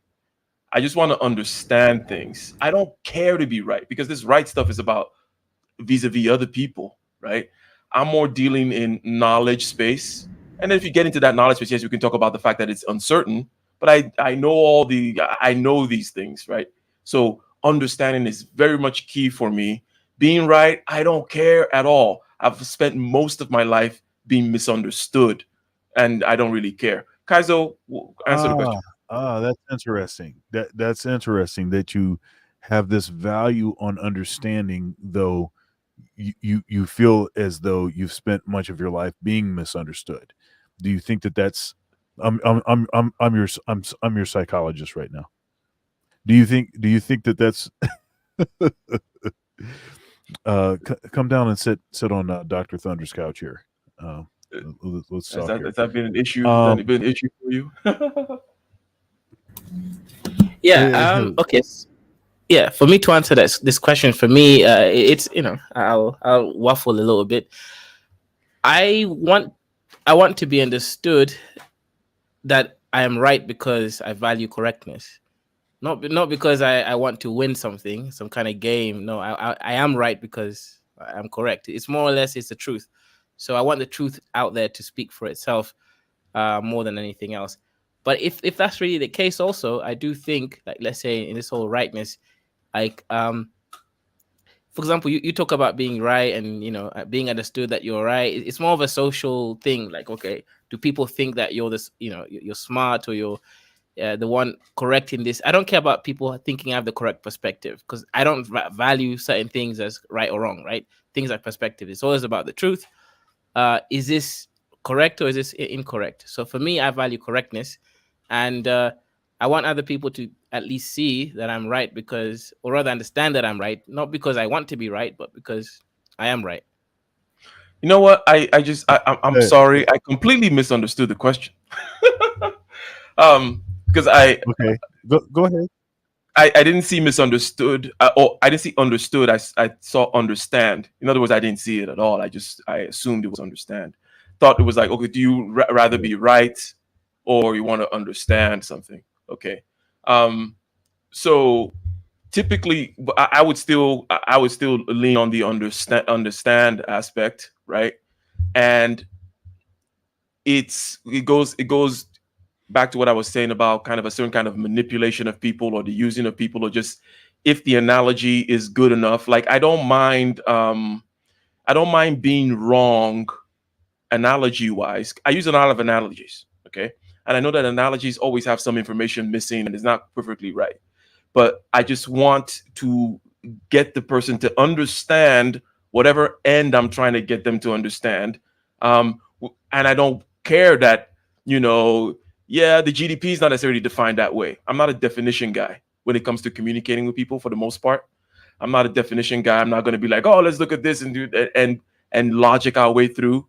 I'm just going to bring in some analogy, something that moves the conversation So forward. let me ask you a Hence question then, because my kind of moderator type behavior. But anyways, go yeah, ahead. let me ask you a quick question. For example, if you look at the manosphere, right, you guys had it broken down from, hey, look, there's this one side of the game niggas, and then the other side was the what was it? Game versus, I don't know. What was the other side? Right. For some reason, my brain I starts don't going. know. I mean, I guess they were lame or something. That's another It, it, word, it, right? It's like game niggas versus like, I don't know. I forgot the other Passport Bros, the other probably. side, right? Probably Passport Yeah, Bros Passport versus Bros. Yeah, yeah. Game Thank Bros. thank you. Yeah. So wow. Passport Bros versus game niggas, right? And I was just thinking to myself, right? It's like it doesn't matter what side you're in, man. Just do whatever works for you, but understand the nuances of each point. And most people are just on the other side or the other side. So I think that's part of the thing here, right? I just want to be correct in the sense that I am following the path that's the best for me, right? But obviously, Passport Bro works for me. You know, I got a beautiful woman right now on my legs, etc. So I'm enjoying life. So, Dr. Thunder, how would you answer this question? Goodness gracious. When you talk to people, are you more about getting to the point of being right? Or do you just want to be? Yeah, it's a question that's open to many interpretations. By the way, the more I look at it, the more I'm like, oh yeah, there's layers to it, and this understood part. Okay, I'm so sorry. Yeah, go ahead. let me try to answer it this way. So I believe that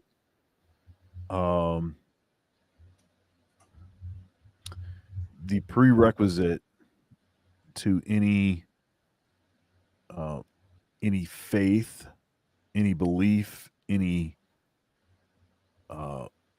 purpose is the pursuit of truth.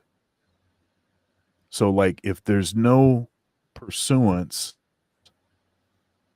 of truth, then everything else is abstract. That's how I think of this. Now, Mhm. I would say that there's a difference between rightness and righteousness, right? So you could, in your head, you could have concepts worked out and the logic worked out so that you are correct. But it seems to me that righteousness is perhaps a step deeper than that. It's not just that it's worked out. It seems to maybe there's a justification. It's justified. It's not just I'm not just correct. It's justified. You know, so in my mind that's a little different. So that's important, and this pursuit of truth is very important. And the understood question is a bit like the relevant, the term relevant, like is um I want my music to be relevant to, this population, this new generation, this kind of stuff that people, the marketing, this Mhm. crap basically that I can't take. And so the purist in me is more on the I want to be correct, I want to be right because I'm pursuing truth, so I'm hoping that I'm right, and that's a priority to me. Um, I don't know, man. That's a tough question. Is there a hybrid position? Is there a I want to be correct and I'm pursuing truth, but ultimately my perception of reality is only important to the extent that someone else is able to I don't know, is able to get something from that or is able to get closer to whatever perception of reality. So it has to be framed or communicated in a particular manner palatable for their consumption at some level. You know, Mhm. I don't think we need to be bending over backwards, but it has to be at least in their language, in their native tongue, so to speak. Yeah, but I And think and then adult I'm not supervision a explained it. yeah. Just 1 second. I'm not a tribalist though, right? So I so a tribalist is one that will will necessarily stay stuck in a particular perspective because other people from that group, that's their impression, is uh that's their impression of what is right or what is whatever. And then if you're not doing that, then you must be wrong. Right? So that other group over there is wrong. That's where we're in this group, is because we're right and they're wrong. So I'm not a tribalist in that sense. So I'm going to pick and choose things that I identify with out of, I don't care where it comes from. So maybe what I am saying is I care more about being right. Maybe that's what I'm actually saying. I don't know. Guys, I'll let you hop in here, but I wanted to s- chime in on a particular kind of dichotomy I saw in some of the things that you said when it comes to being right. Very important for me in my own solipsistic way. Now, if we just talk about, shout out to phenomenology, shout out to how we perceive the world, shout out to subjectivity, I am obsessed with that kind of knowledge. And from that kind of, from subjectivity is how we kind of perceive everything else, right? So I'm into how exactly my perception actually works. And it's like perceiving the perceiver, perceiving the, perceiving the, like the mind behind, always doing this type of thing. And I have a kind of a system and I meditate. And shout out to my old videos. You can go back and watch videos on my master your subjective consciousness, feeling, image, talk, all that type of stuff. And that's why I like to call myself like a shaman, right? Like I'm into that stuff, to be correct. However, when I'm communicating outwardly, it's about getting something done. And it may be and I'm very much of a convergent type. In other words, if there's somebody saying something to the left, someone saying something to the right, in order to move the conversation forward, I will find the commonality or the common thread, again, using analogies while they may be inaccurate, okay? But I don't care for the purposes of communication with others so that we can keep on going forward. Because I find many conversations happen. It's like, and I was telling Kaizo this the other day, you're going down a broad street, okay, down to this particular destination, okay? And many times people like to go into side alleys to fight over the color of the umbrella in the side alley. And you're like, bro, and they'll spend the whole time on the panel arguing about the freaking umbrella and defining things. Oh, what's the real definition of that? You know that GDP is not the well. That kind of stuff is insane to me. Like I don't give a damn at that point whatever, right? My particular rightness or search for truth tends to be very internal. If I want to communicate it, I'm going to try to communicate it to people so that they can do the same internal thing. But generally speaking, my communication with others is towards an end. Hence, I use a lot of analogies that may be wrong, but I just want them to understand enough of the concept so that they can keep the conversation or get the thing moving already, so we can get where we're going. Kaiser, go ahead. Yeah. Actually, great. Shout out to you and Dr. Thunder for kind of helping me gauge this conversation at a slightly different level, right? So I'll gear up a little bit. So I think I'm more similar to Dr. Thunder in this case, right? Because I think my correctness is not just for the sake of truth. That is true, but there's also a righteousness element to it, right? I want to be right so that, let's say, my uh whatever I can cause the world, whatever ways I can influence the world, doesn't lead to um to wrongness, right? Doesn't lead to disasters, because I did my part to be as correct as possible, and I just gave out the facts or wisdom in the most correct form. So meaning I'm no longer culpable, right? I've expressed myself in the most righteous manner. So for me, truth is definitely inculcated with the idea of not having a negative responsibility on how others take on your word. So for me, it does matter actually if I'm being righteous in my truth seeking, and not just that. Obviously, adult supervision kind of I already mentioned what I was going to say as well, right? It's internal, whatever is internal is different from the external. So I think people generally just see what's out, and for me, I also regulate it based on my outcomes, right? So for example, I do value correctness. I might only argue with an idiot so much on correctness because I've already given up on them. I'm just trolling at that point. So I'm going to go walk that journey myself later onwards. I'll go out there, I'll cut the trees, I'll make, even if it's the most inefficient method, but it's going to keep me alive during winter because now I've actually got I've actually got wooden stuff I can burn, right? So for me, I will leave behind those who I know I can't work with when the situation is dire. So I think I don't even want to go and convince them into going to cut the trees. I'll just go do it myself. Good question. Good question, practitioner, and good for calling it out, Dr. Thunder. Think let's play a couple more of just these here so we get to number 8. Shout out. Yeah. If you're known as being someone who stands up for those you love, you might be an ISFJ, otherwise known as the protector or the defender. If someone you know gets hurt, you'll jump to help them, even sacrificing your own needs for those you love. This, ISFJs are often thought of as being selfless, but this isn't because you want a pat on the back or praise for your behavior. It just genuinely makes you feel good to care for others. Number 7, INTJ, the architect.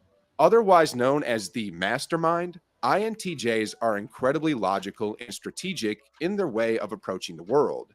If you're an INTJ, you have high expectations of not only yourself, but also those around you. Good enough doesn't cut it for you. You expect excellence. While this can sometimes be taken to an extreme and lead to harmful levels of perfectionism, most of the time it means that INTJs find success in whatever area they pursue. In fact, INTJs are some of the highest earners out of all of the Myers-Briggs personality types. Number Uh-oh, Okay. Super Chat Jesus. Super Chat Jesus. Yeah, yeah, that's right. The super chat, Jesus, they nailed you, man.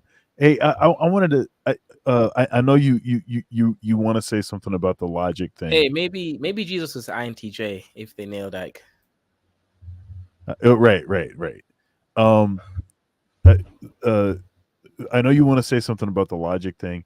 I wanted to say something about the perfectionism thing, just real quick. And this is a bit of a sidebar, but I'll say it. I'll try to be quick.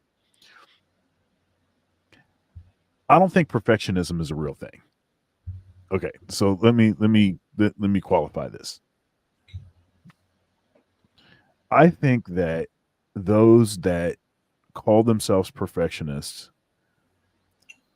it's like they're patting themselves on the back. See, my standard is higher than yours. Right? You think that that's good? Man, I wouldn't be satisfied with that. Right? I don't think it's a real thing. I think the issue, and I think we talked about this before, the issue is about knowing when a job is done. And either saying this is the end or going beyond the point of completion. That's a different issue. That's not a perfectionism issue. That's you're a bad judge if something is over or not. Okay, so I would argue that. So two things: if a person actually is struggling with that, that's not really something to pat your back about. That's an issue. You need to work that out. And really, I see it as it's sort of like a passive aggressive way to tell you that your standards are low and mine are high, and that I'm better than you in some way, at least in the way that I perceive the true nature of quality. Okay. I remember I had one of my bandmates from years and years ago, and she told me this story. She was a doctoral student, um, saxophone player, really good saxophone player, and she was talking about how that with that whole quote unquote perfectionism thing, which really is not, like I said, it's not really a thing. Really, what it is you basically are haughty. Is haughty the right word? Um, you're you just you think better of yourself than other folks. Like your impression of what's happening right now, you've prioritized that above all other things. And as an artist, that's not really a good thing. That's like that's a bad. It's actually quite a bad thing. But what she got to the point where, you know, people would come up after a performance. She was classical saxophone major in school. They'd come up to her after a performance, you know, and they would compliment her. They'd say, "Oh yeah, you sounded great." And in her head, she was thinking, I don't know what you're talking about. That was the worst performance ever. That was terrible playing, you know." And she got to the point where she actually started to lose respect for people that were complimenting her, right? Mm. And she recognized that this was no longer an issue of what is titled or labeled perfectionism. What this really was is that um, she still believed that she had some sort of ownership, you know, of the sort of residual of you know of the reverberations even of the performance. The thing is that once you're done playing, once the notes have actually gone out of your horn, as it were, you know, actually the music has actually been made. It no longer belongs to you. And then who are you to like basically ruin someone's experience? Mm. They came up to compliment you. Now you're like smacking them in the face, basically. You Mm-hmm. know, like what? Like, see, that's not. See, and that's what I'm saying. That's not perfectionism. That's just you, just like a freaking, you know, you're just an a hole. You know. So I'm just saying. I just don't like when folks will use certain terms like that. They like to do this also with now this is in a different way, but they'll try to do the same thing sort of like with workaholic. That's another angle on that. But people Oh, yeah, but anyhow, go ahead and talk your ish about the logic thing. I know no, you no, wanted to no. talk about Now that. I'm stuck on this perfectionist thing because I think it's a good point. It's in the humble brag category. It's very outward directed, and I think that what adult supervision here says is pertinent. In other words, people whom call themselves perfectionists, right, tend to be in this category that you're talking about. Tend to be in this I'm humble bragging or I'm ruining things for people by not knowing when good enough is good enough or and such and such. Everything you just said. And then you take like an Elon Musk type, generally seen to be an INTJ. That's what the people say out there based on what he does. INTJs tend to do that type of thing. In other words, they tend to, well, first of all, they tend to earn a lot of money and they tend to build things. They tend to be like your typical kind of entrepreneur type, as opposed to an ENTJ, okay, which tends to be a boss. There's a difference, okay, between a boss versus a just like this visionary entrepreneur type. Now, people would look at Elon Musk and they would say perfectionist, okay? And as opposed to him calling himself a perfectionist. And what I recognize in that is very high standards, but not perfectionist at all. This dude is not. This dude releases what's the stuff? Something where uh, vaporware. Prototype. Oh, Yeah, okay. he does vaporware stuff all the time. In other words, he's not a perfectionist at all. Okay, in terms of oh everything, you know, this solar company has to be perfect. That's why many people don't like him, right? Because he cooks the books, quote unquote, right? He'll go into Wall Street and tell what Wall Street wants to hear because Wall Street wants quarterly reports He'll, say, hey, yeah, it's coming out. Yeah, we're gonna finish it this in 2 months, and it doesn't happen. Okay, but what he has is a vision. What I find is when I mean vision, there's like this goal that he has it very clear in his mind where he's going, and he drives endlessly towards that. And anyone that's gonna be around him, he has to be driven, and he will drive those people. So that's the typical kind of person that people call a perfectionist from the outside looking in. But when you look at the details, really, they're not the perfection, and typically they're not going to call themselves a perfectionist either, right? In the manner you talked about, Dr. Thunder. But I don't know, Kaizo, go ahead.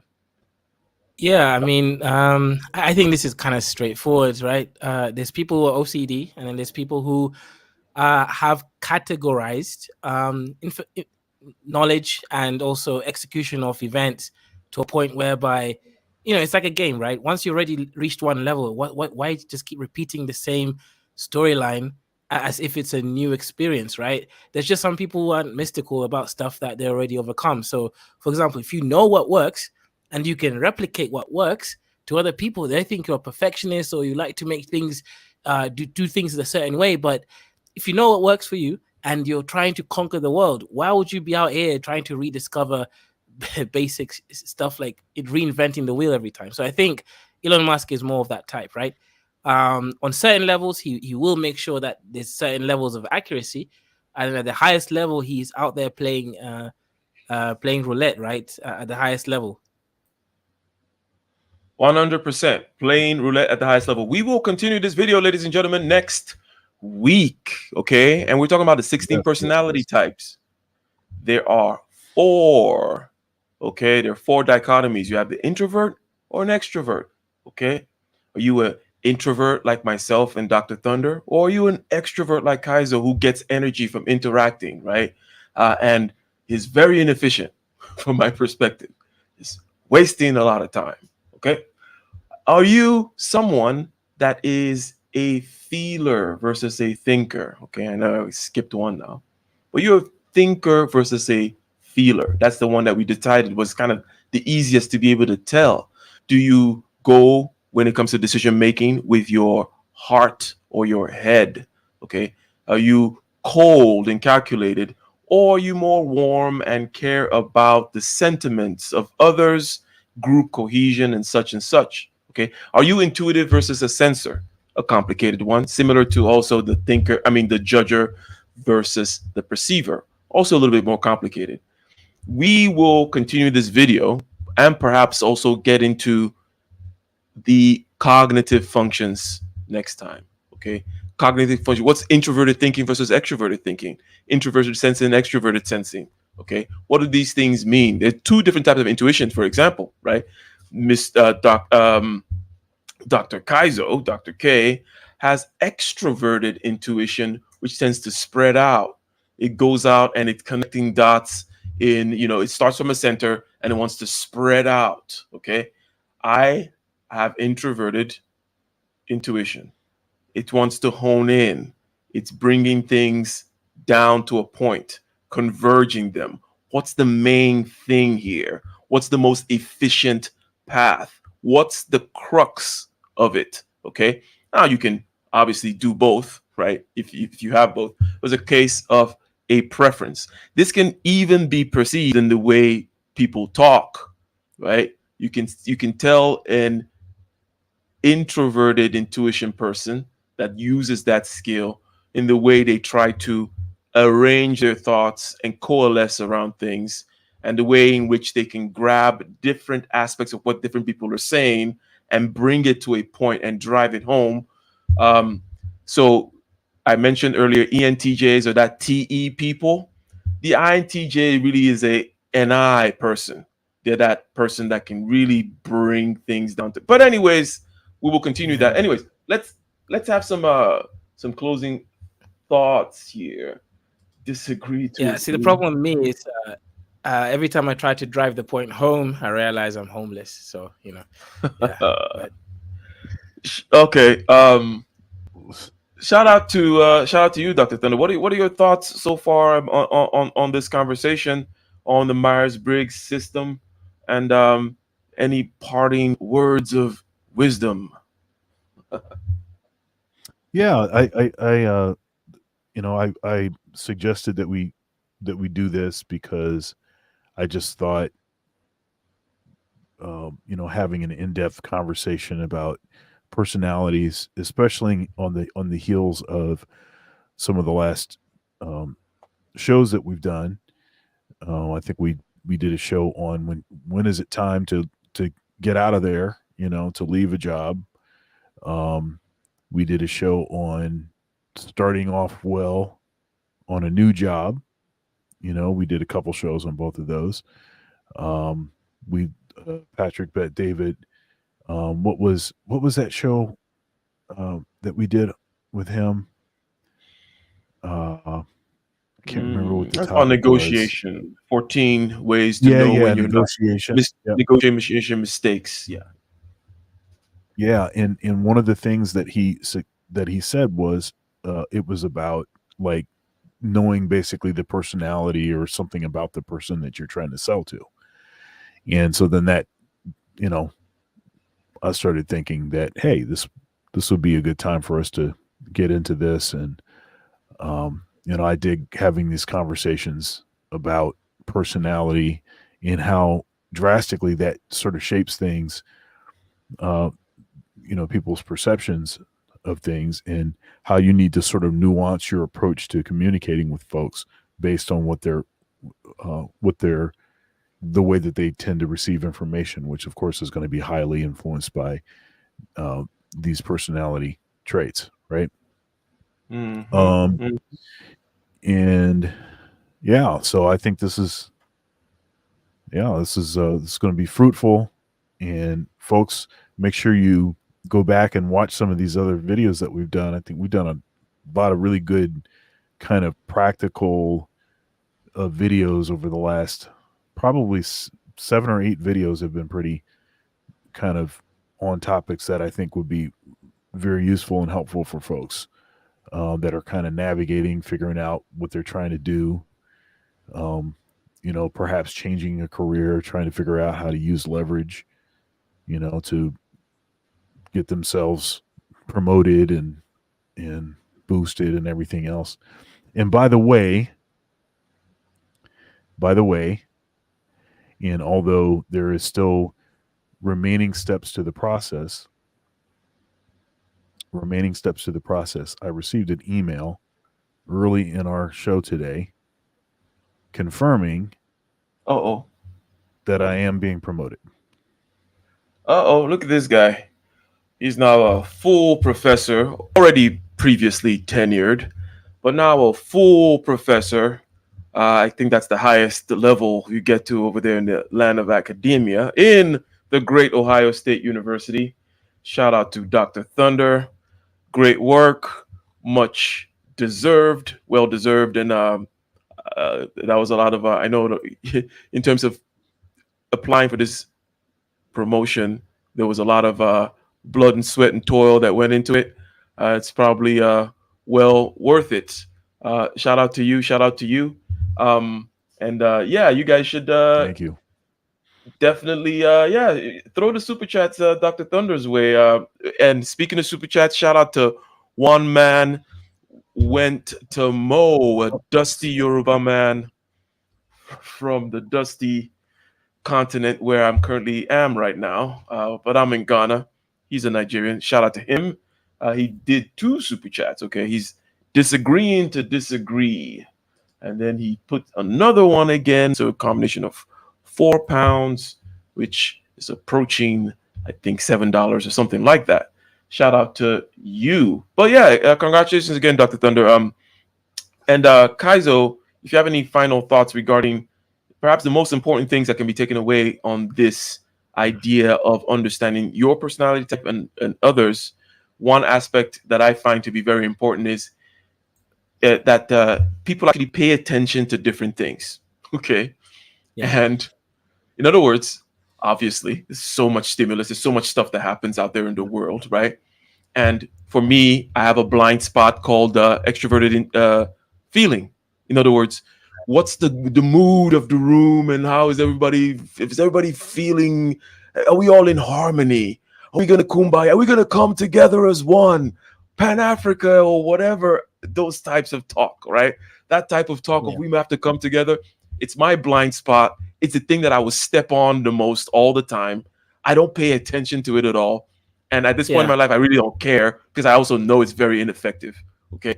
Especially when I see men sitting around talking about coming together and blah, blah, blah. It's just like, get the hell out of here. Okay. Doesn't do anything, doesn't get anybody anywhere. But I know that there are people who pay attention to that thing. It's a real thing because it's not like I'm completely blind to it. Because I also know it's real. I know that there's a mood in the room of vibing and swaying together. I don't think it's fake, but it's just not what I'm paying attention to. So basically, what I'm saying is this: people pay attention to different things. Okay, you can't change what they prioritize in terms of attention. Okay, and you can't go around the world thinking people should be paying attention to what you pay attention to, Yeah. right? But go ahead, Kaiser. No, no, 100%. I think on these platforms, sometimes when people speak over each other, right? I always notice it, right? Whether I engage in it, that's a whole separate issue. But it becomes frustrating at certain points when people mix everything, right? I call it the sticky stuff. You can't accurately, remove your own emotional attachments to certain topics, so it doesn't allow you to actually get to the crux of the argument. You're just projecting that this is the most important thing, and you're not even willing to understand that this is just your psychological preference. So I think generally, if you know yourself a bit better, you dig deep, you can be a lot stronger as a human being, right? You can be more productive, you can be better in any ways that you value, because you now have, like I said, because of you gone down the journey of, and you become willing to see the dark truths that are deep inside of your soul, right? For example, of me, I'm a black man. I know that the IQ of black people is a bit lower, so I've looked deep dark inside of my soul, and I know my IQ will never be as high as a white man, so that helps me cope every night. Hey, the white man, oh, the white man. Yes, yes, yes, yes, yes, indeed. Um, that thing about knowing your weaknesses, so knowing what your functions are, and then understanding. You see, for me, for example, okay, so Dr. Thunder has a stronger SE than me, meaning he has a stronger sense of duty than I do, and I use him for that. Okay, or it's not like a use. It's like, okay, I notice it, hence I'm going to take advantage of it. Or it's like, hey, I'm gonna like lean on that duty, that's gonna get things done. Right? He's actually more of a get things done guy than me. I tend to be more laser. Anyways, it's not getting to me. Okay, then Kaizo, for example, I like his extroverted intuition, right? And his logic in real time, right? And I use that aspect. Okay. Now, Kaizo might use me for some certain other things, like maybe narrowing things down and focusing and not being inefficient, right? Not messing around talking to idiots too much, right? Being a little bit more of an aristocrat, let's say, is one way of kind of shorthanding the whole thing. Like, hey, you gotta have standards. You gotta judge people, judge them harshly. People are BANs, that kind of stuff. So Kaizo gets a little bit of that from me, because otherwise he'll just be out here floating around being a joker and not understand. Hey, I gotta get my aristocracy on if I'm gonna be something in this world, which I'm trying to be. According, I'm speaking for him now. He's trying to be something, or he thinks he's something. So hey, get rid of the free freaking dusties. They're beneath you. That kind of an attitude Kaizo might, lean on me for. So it's important to know where your weaknesses are, okay, and understand that. And same thing with your spouses. I have bad SI. Again, we'll get into these functions in a future thing. My wife has great SI, so I let her take care of that. Okay, and we'll get into what SI means precisely. But she takes care of that, in the okay. I think you should do X before you do Y when it comes to the actual, bodily functions and eating and drinking and certain things like that. She's great at that. She's always right in that regard. So much so that when she's not around, I have the what would she say, like what would Jesus do type stuff. And so I use her as a proxy, like, oh, should I do this? And it's like she would say to do this. Okay. And I'm like, yep, I'm gonna go do that. Anyways, ladies and gentlemen, catch us, case closed, where we'll be hosting our freshly minted full professor on Sunday. Okay, freshly minted full professor, Ohio State University. Well, who knows now? Now that he's a full professor in Ohio State University, he might jump ship. He might be putting out applications because, again, leverage is key, right? Isn't that right, Dr. Thunder? You might be somewhere else getting that bump. But anyways, shout out to you. Congratulations one more time. And shout out to the super chatters, to Juju, to Kaizo, to One Man, Went to Mo. Shout out to Practitioner for the $20 super chat. Ladies and gentlemen, we will be back next week. Let's go ahead and let's go out with Jay Ibrahim. Yeah, that might be nice. Peace. Young man, do Peace. you want to succeed, to expand beyond your horizons? If you want to be free, then you must learn to master yourself, your thoughts, feelings, your body and spirit. Master your subjective consciousness. Every action has an opposite and equal reaction. The world outside of yourself is ruled by those who are not ruled by their base instincts. Young man, go forth into the world after this. Meditate, contemplate, then plan and execute an action towards success.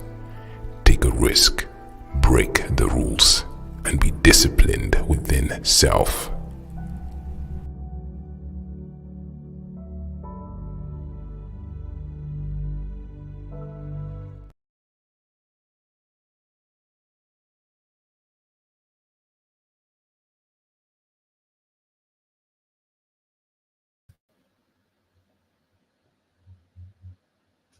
Yo, yo, yo. Uh, Shout out to Dr. Thunder. Let's do a little acapella for Dr. Thunder's achievement here. Sounds about right, practitioner. You're you got good FE. I believe you're an INFJ. So maybe you can guide me here regarding whether or not these sentimental type things. I love to see my people living in love. I hate to see them fighting and swimming in blood. Nuffly get the farming, scorn in the mud, yet they want to be the first to reap the food as it bud. Oh, you know what I'm saying? Rasta tell them all the while, stop war and till the soil, stop fighting for land and oil. Feed the coil, so many go defile. Said master spitting at them face and watch them tweet a smile. The banks of the Nile, so wild and so fertile, acres more than 1,000,000 miles. People acting vile, pick up cannibal style. One devour mama, papa and child. Eh, so light seed and let it bussert. Word them up, word them up, word them up. Indeed, we are out. Peace.